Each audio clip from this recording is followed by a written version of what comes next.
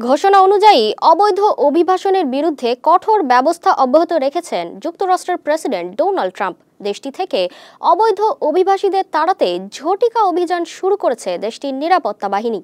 এরই ধারাবাহিকতায় ২৭ জানুয়ারি ১,১৭৯ অভিবাসীকে গ্রেফতার করা হয়েছে। এসব ঘটনার পরিপ্রেক্ষিতে সম্প্রতি সামাজিক মাধ্যমে ভিডিও পোস্ট করেন গায়িকা ও অভিনেত্রী সেলিনা গোমেজ। কি বললেন এই অভিনেত্রী, চলুন দেখি।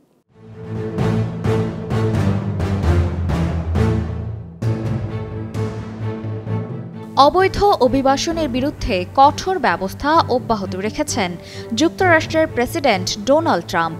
দেশটি থেকে অবৈধ অভিবাসীদের তাড়াতে ঝটিকা অভিযান শুরু করেছে দেশটির নিরাপত্তা বাহিনী।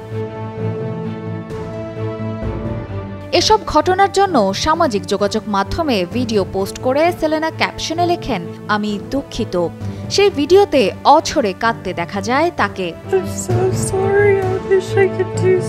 সামাজিক যোগাযোগ মাধ্যমে ভিডিওটি ভাইরাল হলে প্রবল সমালোচনার মুখে পড়ে শেষ পর্যন্ত ভিডিওটি মুছে দেন এই গায়িকা। তবুও সেলেনার এমন কাণ্ডের জন্য তাকে অসুস্থ বলে মন্তব্য করেছেন জনপ্রিয় মার্কিন সাংবাদিক ও আইনজীবী মেগান কেলি।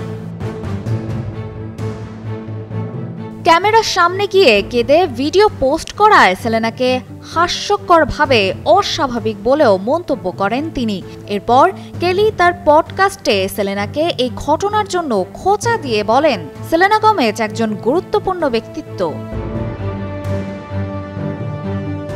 পাবলিক ফিগার হওয়ার কারণে সামাজিক মাধ্যমে তার অনেক প্রভাব রয়েছে, তাই বলে যা খুশি বলবেন সেটা মানুষ মেনে নেবে?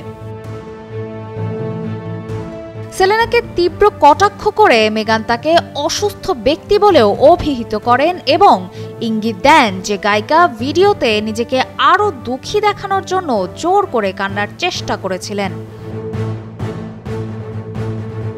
মার্কিন এই সাংবাদিক আরও বলেন, কান্না স্বাভাবিক, কিন্তু আমি বুঝতে পারি না সেই ব্যক্তিকে যে ইচ্ছাকৃতভাবে আরও কাঁদার চেষ্টা করে, যেন নিজেকে আরও বেশি দুঃখী দেখানো যায়। যুক্তরাষ্ট্রের প্রেসিডেন্টের অভিবাসন নীতির কারণে গায়িকার এই কান্নাকে সমর্থন করেনি সেলেনা ভক্তদের একটি অংশ।